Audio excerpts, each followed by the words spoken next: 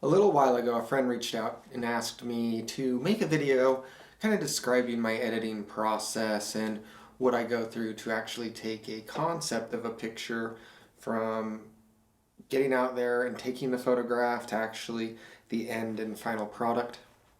I haven't done the video because I don't do a lot of like tutorial stuff or anything like that, and that's not what this video is going to be, but I do kind of want to explain how I go about getting my photo shot and then transferring it into the editing software and then where my imagination goes with that. So that's what we're going to do. We're going to jump into a little bit of how we do this or how I do it. Every photographer does their workflow and everything differently. I think a lot of people try to say there's one way of doing it. That's bogus. Everyone has their different way of doing things. Their different softwares. They're, it's just a creative process. It's like any form of art. It's like painting or drawing. No one does everything exactly the same, and that's not the way it should be. So we're going to jump into this. I'll go ahead and capture my computer screen for you guys and talk over kind of what I'm doing. The photo that I've picked, I'll give you an explanation of it in once we jump into the computer itself, and we'll go from there. So this island off here, you can't tell that it's really an island, but that's Antelope Island. It's one of my all-time favorite locations in Utah. It's full of wildlife, scenic views, things like that. But this is actually captured from a vantage point just south of Antelope Island, kind of by the Great Salt Lake. And the cool thing about this area that I really enjoy is for your sunsets and your sunrises, it creates such contrasting imagery. And a lot of people would pass this by on the side of the road and just look at like a wasteland, boring. But to someone who actually observes their surroundings, you can capture a lot of beauty out here. It also has these barbed wire fences running everywhere in that area, um, kind of to partition the land off. And that is a very cool focal point for photos. I know a lot of people who will go out here and use them. I didn't do anything close up with this. It's just, it was a leading line that helped me keep the horizon line basically even and level. So when I shoot any landscapes, I love shooting landscapes. I love shooting a little bit of everything. That's one thing about me as a photographer is I don't put myself in a niche. It's bad when I try to grow an audience because I'm never shooting the same thing twice. I mean, I am, but I'm always shooting anything from uh, landscapes to portraits to vehicles are a huge thing I like.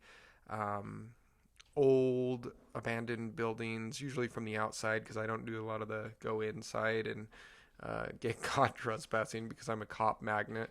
But I do know some of my friends that are wonderful at getting those.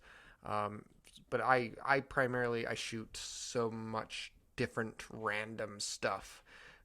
So I call myself I'm not like a expert at anything, but I kind of dabble in everything, and I think my stuff ends up looking okay. So, anyways, I helped the fence. I had the fence help me level out my horizon line because that's a major thing you want to do when you're shooting. Is you don't want your photo to, for instance, look like so. We don't want it to look like it's all twisted and everything. But if if you set yourself up out in the field for a very uh, good photograph, you give yourself far less work in the editing process, and that to me is worth it. You don't want to do.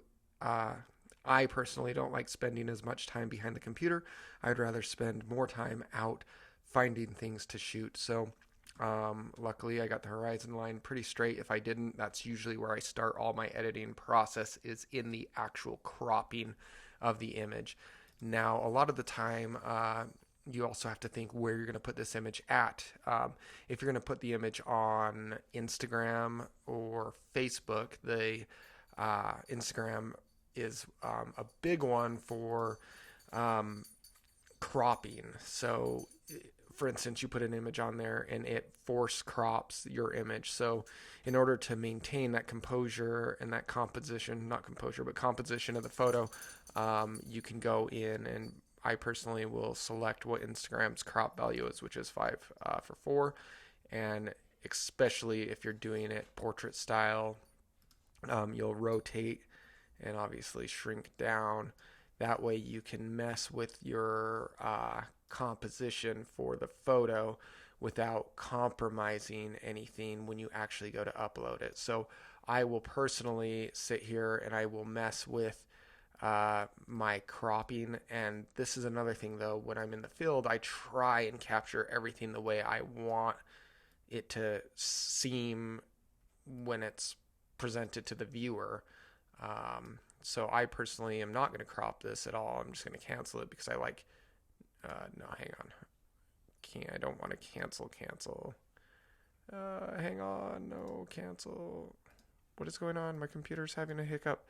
No. This is a fun thing about editing. Computers are stupid. Okay, let's re-pull that image up. Hang on. Where is that image? It's right here. Open with Affinity. Let's hope this isn't stupid. Loading. This, I have two computers that I edit on. I have a brand new MacBook Pro, blah, blah, blah, who gives a crap. And then this is my iMac, but this thing's like 2015. I think this is a 2015 iMac. So I recently upgraded the RAM, but it still isn't running to the best of its capabilities anymore. So I need to upgrade my desktop. But anyways, back to it. Cropping. Just going to leave it how it is. And then I'm going to look at my histogram over here. I don't want clipping on either one of these lines ever. If I clip over here, that means my highlights are obviously clipped and they're too bright. And over here would be my shadows are too dark. So I can do a little bit of some brightening of the photo, maybe right there. Give it a little bit more contrast for some punch.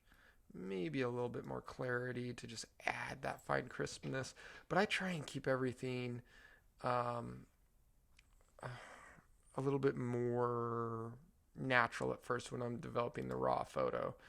Details I always add in like 4 to 5% of a noise reduction. Noise is digital noise that's introduced by the camera sensor when you're playing around in low light. And since this was shot at the evening time, there's a little bit of noise in there, and we just got rid of that by just bumping up that noise denoising function. Then I developed the photo, and this is where your photo, or for me, it goes from a raw file, which I can still resort back to the raw file, to a JPEG file. This picture was captured using a Sony a7R IV, and I believe I was shooting with the G Master 35mm. So this is a 123 megabyte photo to start out with. And I don't know why the hell it's taking so long to develop this photo, but it is. So why it's developing, I'm just going to talk with you guys about. It's probably because I'm running an audio capture and a video screen capture and the photo editing software all at the same time. So it's gonna slow down the computing process. Okay, here we go. So now the photo is developed. Now I like to take out all distractions to my eye that I don't want to mess around with, that I don't deem as visually pleasing. And in most photo editing software, you can do that utilizing what's called a healing tool, or mine is an in-paint brushing tool. So I don't like these rocks down here. I deem them as a distraction. So I'm going to come down and I'm just going to paint the little rocks away. We're going to be just like Bob Ross, and we don't want no friends down here in the photo, so we're going to get rid of those. So bam, that one's gone. And bam, that one's gone. And bam, that one's gone. It's little minute details that I don't want. I don't want these rocks. I don't like them. I'm going to get rid of them. So bam, gone. Okay. So now all the ugly little rocks are gone. I don't like that little piece of water there. Okay, this looks better to me. Oh, nope, I don't like this. See this?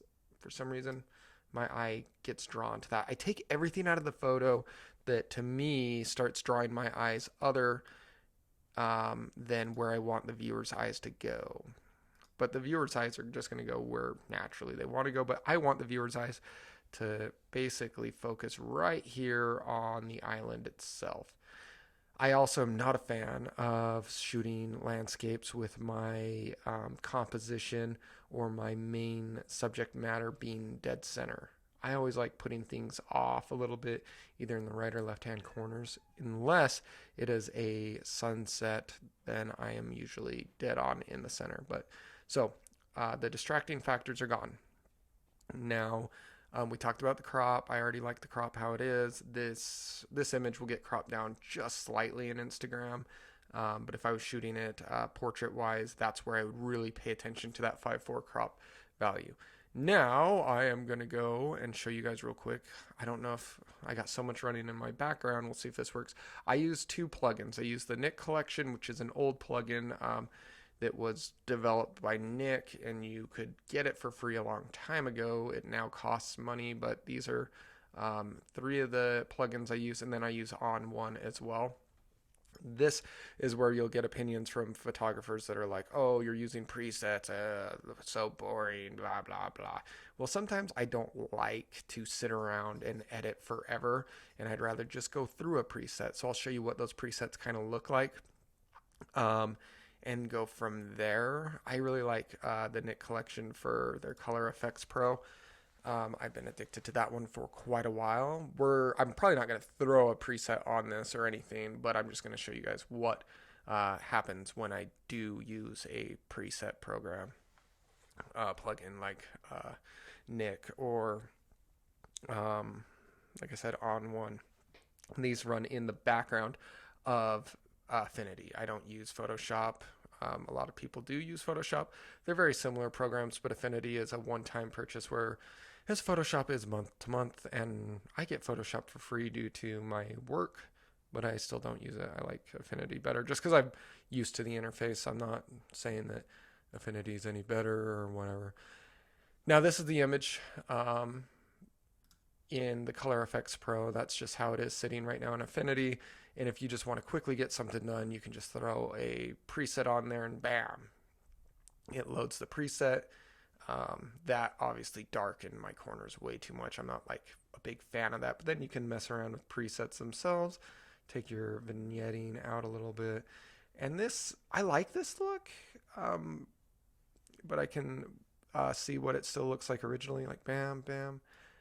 It takes all the color out of the sky though, so I'd have to mess around with stuff to get it back. But I kind of like washed out looks sometimes in photos. I'm weird, I know. But there's just tons of presets you can go in here and add on to the photos themselves. This one really brightens up the sky, gives us some of that pink hue look, but then it deadened like all of our crisp detail that we had, because obviously it's called soft landscape. Or you can just go ahead and you can almost just delete all these presets here and use any of their cool little filters that they have and make your own preset or whatever. Like if you want brilliance and warmth, and you warm up the image a little bit. Anyways, that's kind of one way I will go sometimes, but for this photo, I'm just going to edit using all of the editing tools within Affinity. So the first thing I'm going to do is I always go to my white balance first, usually. Now I think this photo looks fine in the white balance, but I want to warm it up just a tad bit. So literally like just barely, there's 3%. Then I go to my brightness and contrast, which I already messed around with when I was developing the raw file. I'm going to add just a little bit more brightness and a little bit more contrast. And then I always go to my HSL. HSL is like it plays around with the saturation, the color balances in the photos, and the overall HSL. I'm going to just bump it a little bit to give it a little bit more flair. And then I think there's a little bit too many blue hues in here, so I'm going to just deaden that just a little bit. And go. Now I'm going to take my levels. Levels are kind of like a brightness and contrast. Now you can see the histogram here. I'm going to move my whites in just a tad bit and my blacks in just barely. And bam, there, I'm done. I like that. If I have any part of the photo that I'm like, ooh, is either too dark or too light, I will usually come up and grab the dodge or burn tool. And obviously you have to go back to the actual raw file. And then I can paint in like where I want it brighter, or I can be like, I want this portion of the photo darker. So like these clouds up here, we could just darken them up just a tad bit, make them a little bit more contrasting. And maybe over here we'll say, you know what, we want our little Antelope Island out here to pop just a little bit, so we can just brighten up the Antelope Island, just the peaks just a tad bit. Ooh, I like that. There we go. And I'm going to call this photo done. Then the last thing I will do is I'll scan the photo top to bottom, looking for any dust, lint, or anything that got through on the camera sensor and then transferred into the image itself, which I don't see any right now. Then I will grab a little watermark and I will make a watermark on the image just in case someone decides they want to try and still it. But if you're a good photographer, you can just, or a good editor, let's say that, you could remove this watermark pretty easily, either by cropping it out or just painting it away. My watermarks I always take down in the opacity because I don't like them taking away from the image, so I make them barely visible. And when you make them barely visible, it sometimes people don't even catch these. I've had people use my work in the horror side of photography that I do, and then they argue with me that it's their image. I had this happen once on Instagram, and they forgot to remove my watermark because it was so subtle. And that's kind of how I like to make them, is so subtle that almost no one will catch them except me. That's the image complete. Oh, one thing that I did not do that I usually do is I will make a duplicate layer of the original image. That way, if anything goes wrong during the process of editing the image, I can just have the original image to see and kind of see back and forth how that changed. That is my little editing process. It doesn't take me too long, and I'll file and I'll export it, and I will save the file as two. I'll export it twice, once with the watermark and once without. So we're going to say this is scenic view. I don't know. So I'll do one with the watermark, one without. Then I will send the one with the watermark to my phone, upload that to Instagram, Vero, Facebook, and then I will basically delete the watermarked one from the computer and save the file without the watermark on it. And that is my editing process. But I'm also all over the place with editing, so they're not always, I don't edit the same every time. Things are different. Sometimes I can get really into the photo and manipulate the hell out of it by changing the sky, and maybe I'll show you guys a sky one here in the future. But for now, that is going to do it for this video. Get out there, shoot more, explore more, and live life to its fullest, people. We only have so many minutes in our lives left. We never know. And so just enjoy the beauty that surrounds you and enjoy the moment for what it is. Thank you.